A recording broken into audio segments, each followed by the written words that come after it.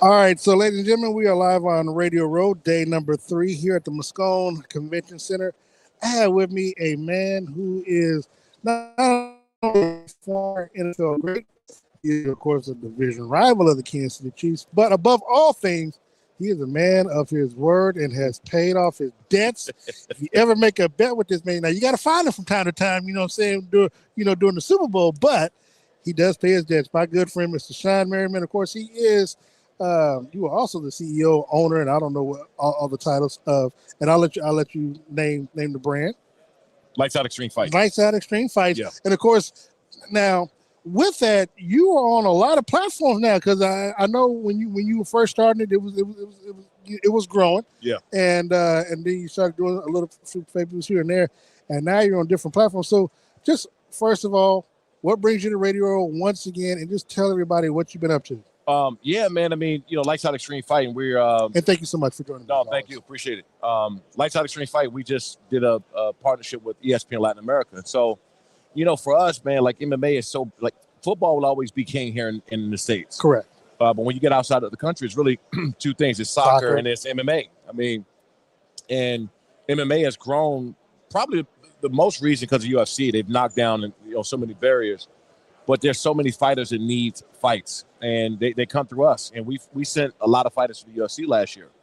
And so with the deal with ESPN Latin America, now we're shown globally in all Latin American countries, and that's a big deal for us. And then in the States, we're on Fubo and UFC Fight Pass, where we have plenty of distribution in the States. Speaking of that, I mean, had you not had a career in football, do you think, now granted from what it was when it first started to what it is now, do you think you would have tried out as an MMA? 100%. I actually, I was going to take a fight with Bellator back in 2015, 2016, and I was kind of ahead of my time because the money I was asking for, they was like, "Hey, you crazy, right?"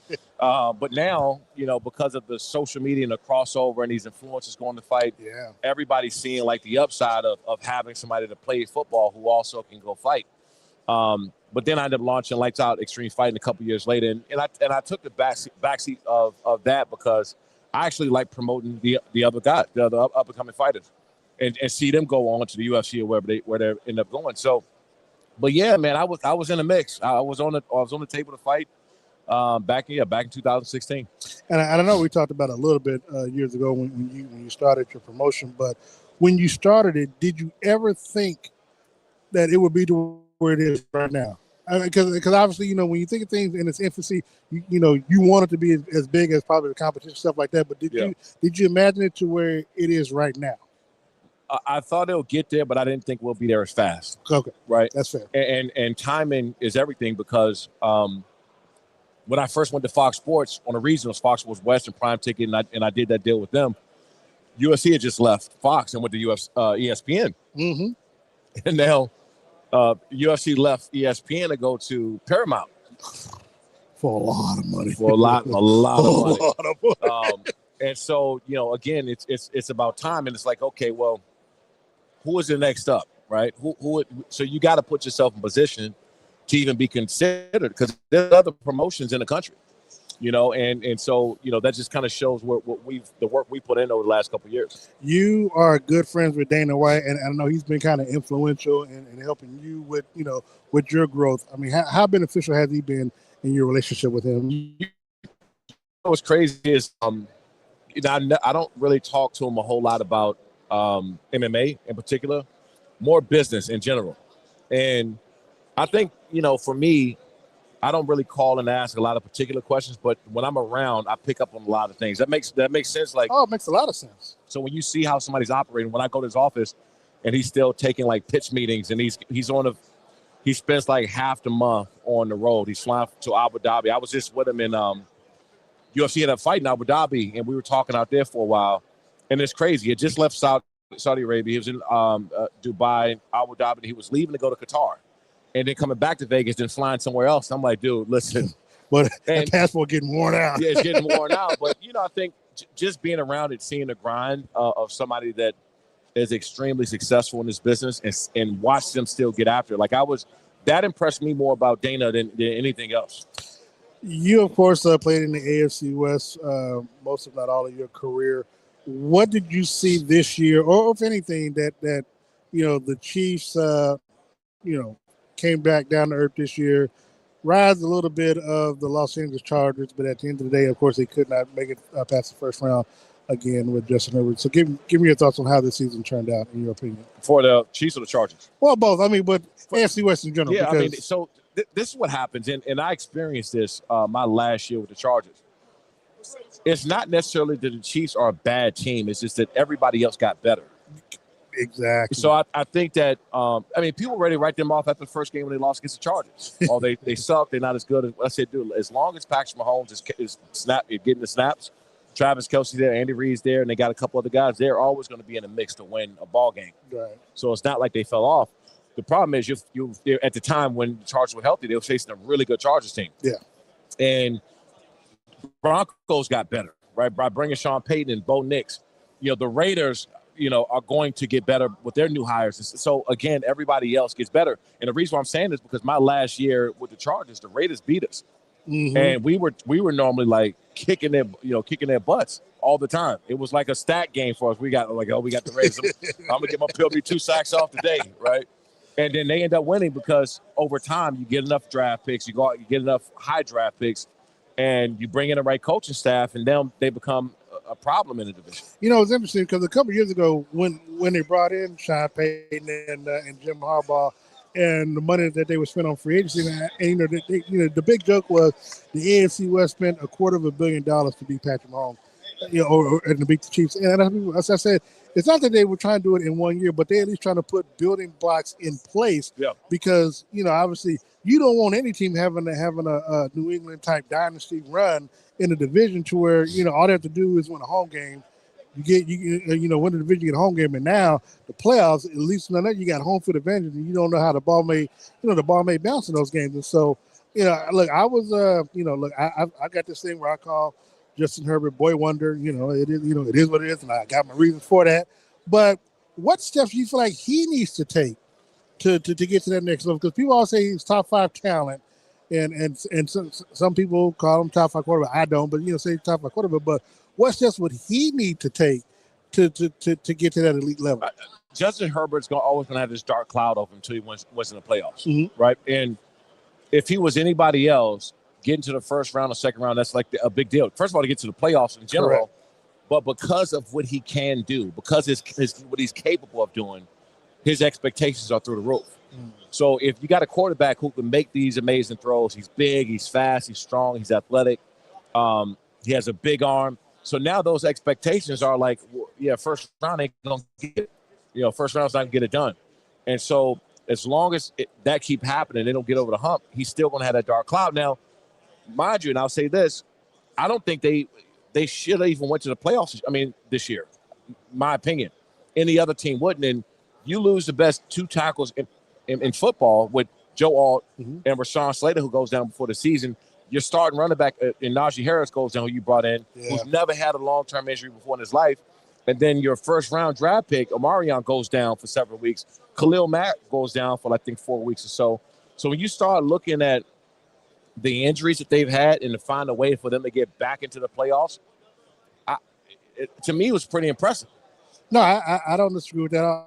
And for me, when I look at Kansas City just from a 30,000 foot, it's like they just played so many more games than everybody else over the last 8 years. Patrick has essentially played. He's been in the league 9 years, but he started 8. But the playoffs, he started. He played another full season in those games, and it's hard on the body. And eventually, and last year when I talk about them, they were like 11-0 in one position. Yeah. Well, those games that they won last year, they just didn't do a lot of conflict themselves.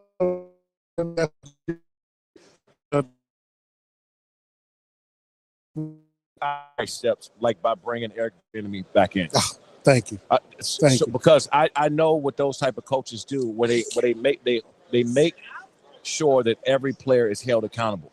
And there's not a hands-off approach. He'll say what he needs to say to. He's going to be. People think it's just yelling at a player. No. You guys everybody take coaching different. Yes. Right, and you're going to have some players that can't take his style of coaching good. You don't want those guys in there anyway.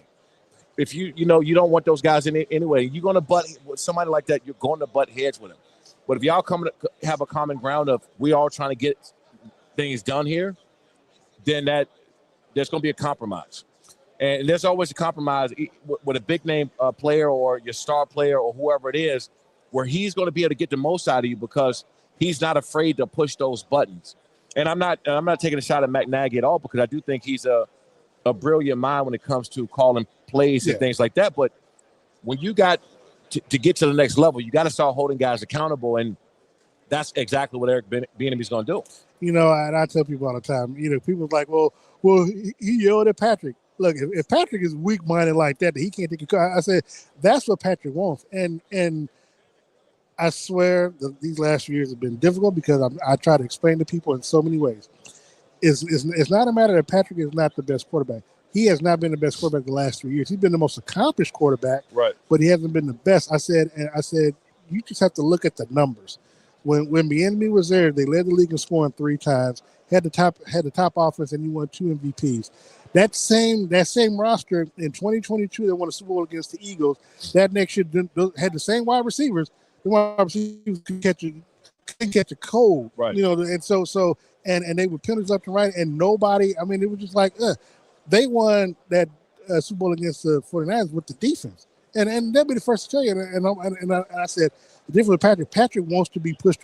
He's being held to a higher standard. You have to have a coach that's going to push him to the limit, to the max. And to me, I thought that they were so busy trying to push Patrick as an MVP that they neglected the core essence of how this team was winning those football games. And let me tell you another thing that does. If Eric Bieniemy is getting on Patrick, then nobody's off limits in that building. And that's what needs to happen. And Bill Belichick did that with Tom Brady. He'll call him out in team meetings and get on him and ride him. You would think that Tom was just a normal guy, not the greatest quarterback of all time. And the same thing with Eric Bieniemy. If you see Eric Bieniemy getting on Patrick Mahomes, then you're like, if he getting on him like that, I ain't got a shot. And the crazy thing was, it translated on Sundays. Yes. And that's where it's supposed to show up. Yep. Before we get out of here, your thoughts on the Super Bowl matchup and who you think is going to win?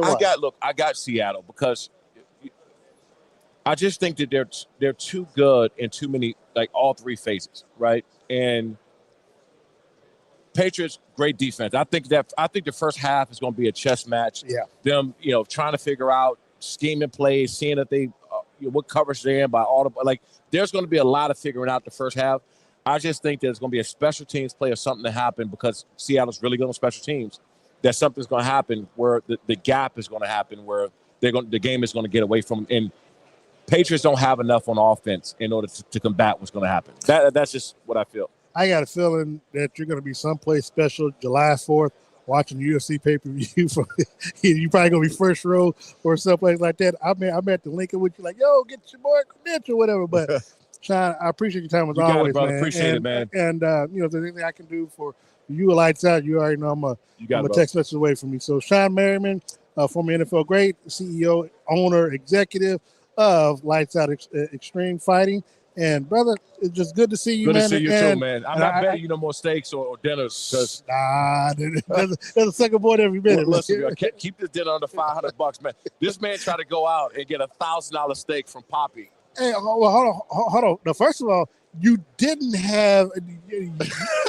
You said in Vegas, I can't have any steak. Listen. Hold on. Hey, hold on. You was going to take. You was going to be like, I'll call and get a count. No, I don't want a count. I want you to feel it. I want to come out your pocket. You know that. I was like, man, they ain't got a good ribeye or a strip steak in here or something, or a filet. I want a tomahawk. You already know. He wanted his steak to come out with lights under it. I'm like, I don't even want steak with lights on it. My man, good to see you, all right, brother. Appreciate you. All right, we'll be back. We'll be back with Solomon Wilcots in just a second. Oh, guys. My guy, Sean Merriman, man. So that's, yep. Ready for, yeah, I'm ready for, no, I'm ready for right now. All right, so we'll be joined by Solomon Wilcots. And I got to tell you, man, Sean Merriman, that's my guy, man. So we've, he knows not to bet me a steak dinner. Yeah. At the end, oh, yeah. My man, Brother Solomon. See, I told y'all. I know you did. grab your seat. Let me sit there. All right, so we're live on radio. Oh, my guy Solomon Wilcots. And what brings you to Radio Row this year? I mean, I know you're there, you're here. I appreciate you. You know, it's funny. 10 years now, I tell people this is my ninth Radio Row. 10 years ago, you and Jamel here were my big get because you remember it was in Houston and you were doing something. You were doing something we want to come to you with. And I asked you every day, hey, can I get you going? I'll make time for you. I ain't got time. I got time. And by that damn Thursday, I waited. You was like, every day you've asked me, I'm gonna come see you. And you and I showed up. You did, and been there every year. And I appreciate your time. So another Super Bowl Radio Row for you. What is on tap for you this week? Well, look, we're keeping busy, obviously, and I brought with me my broadcast partner, Barry Court. He's the Chief Executive Officer for Connect Biopharma. And we wanted to just come and make people aware of the need to bring new therapeutics and new treatments for exacerbated asthma attacks for people who suffer from an acute asthma attack. Former teammate of mine, Icky Woods, he lost his son, unfortunately, to an exacerbated asthma attack several years ago. It led him to start the Javante Woods Foundation, named after his son, who lost his battle with that episode. And look, we wanted to just bring more awareness and need to have your kids screened and have them tested for asthma. It can be a life-threatening situation. Over 1 million people suffer from acute asthma attacks and have to go into urgent care to get those treatments. It's not something necessarily that an inhaler is going to fix. So Barry is here to talk a little bit more about it. Barry, why don't you tell them some of the work that you guys are doing to help solve this problem? Yeah, thanks, Ollie. So while we've made a lot of progress in treating chronic asthma, there really hasn't been any progress in 30 years in treating these acute episodes, asthma attacks that drive patients to the ER. As Sally mentioned, over 1 million a year. So we have a very innovative product that we're studying for treatment of these acute episodes. We definitely don't want to see any more Javante Woods situations. And so we've partnered with the foundation to try to get the word out, get your kids tested. Very common to have kids have asthma attacks after exercise. And so it's real important to stay on top of it. And if they're diagnosed, make sure they take their medication. How can people get more information and find out about it? Yeah, so people can go to our website, connectbiopharma.com, learn more about the drug that we're developing and the clinical studies that are going on. We have a global program that we're looking at clinical trials to demonstrate what we hope for a whole paradigm shift in treatment of patients. I appreciate it. Looking here at the Super Bowl this week, this is a rematch, of course, from 11 years ago. That's right, yeah. Which, if they'd have gave Marshawn Lynch the football, they might have been on their way to a dynasty. But that being the case, give me your thought process on how you look at the game unfolding Sunday. Yeah, I think both teams obviously come in with head coaches who cut their teeth on the defensive side of the ball. This is going to be a defensive battle. Both teams ranked top 5 in scoring defense. Seattle Seahawks led the league, only giving up 17 points a game.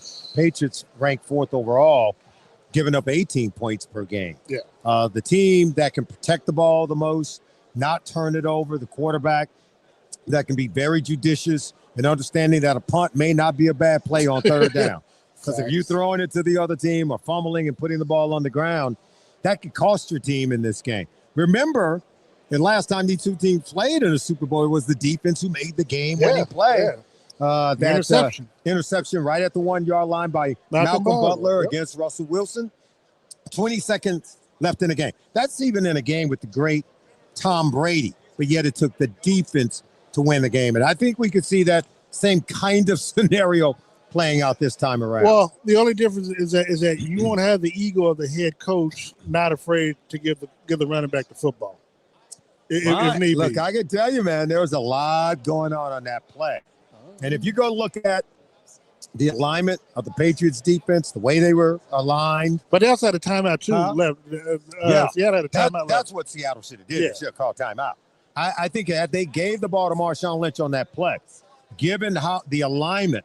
That's why Belichick didn't call timeout. They asked him, "Do you want to call timeout?" He said, "No," because he had a bare front, which means they had more people on the interior part of the defensive line than Seattle could block.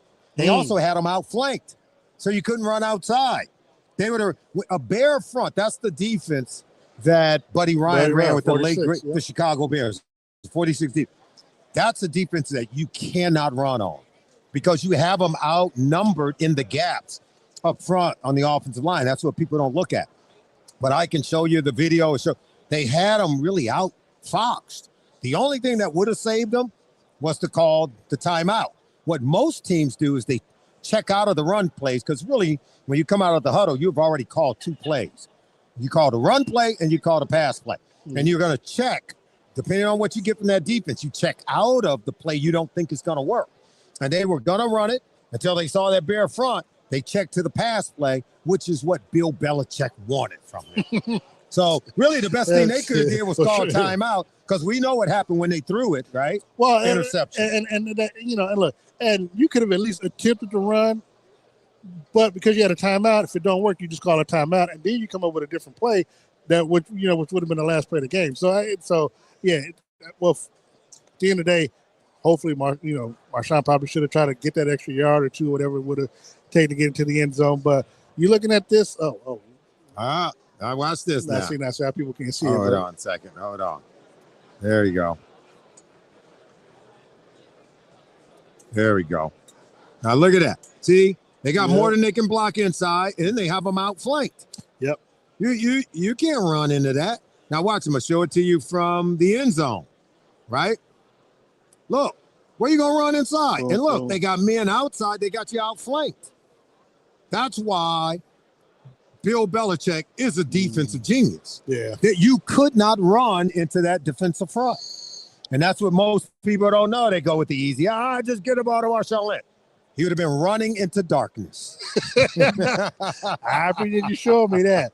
And look, so picture's worth 1,000 words, isn't it? Video too. That's right. That's right. It's funny. The thing about Super Bowl, Bill Belichick, Robert Kraft, reportedly not making it to the Hall of Fame.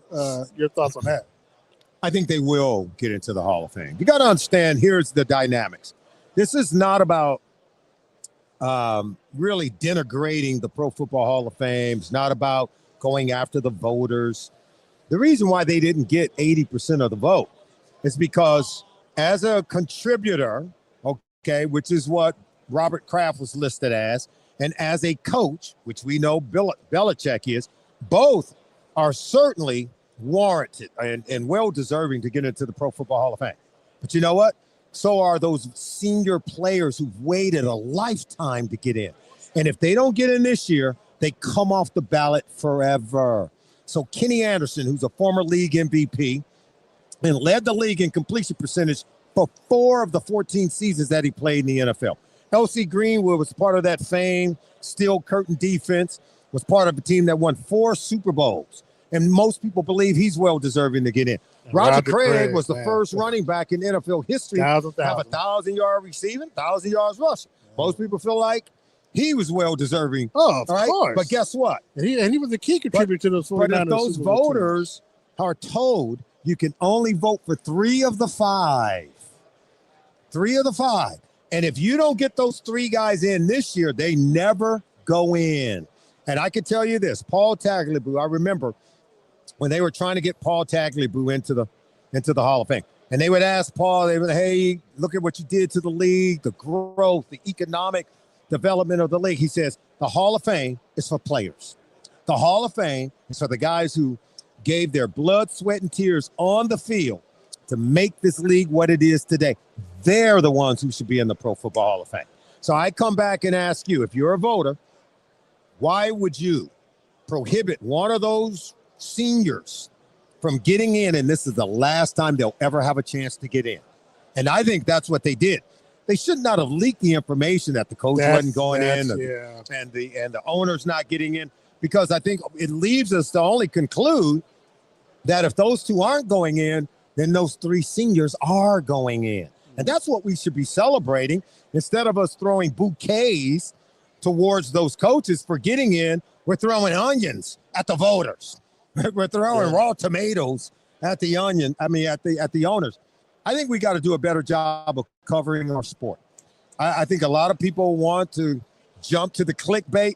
They want to be able to just negativity and criticism gets you more attention. And so we got to stop doing that because we're killing our game when we do that. I literally was talking to Marcus Peters. I don't know if you remember Peters who played for Kansas City. Yeah. He stopped me, exchange pleasantries, and, he wanted to come down, sit down.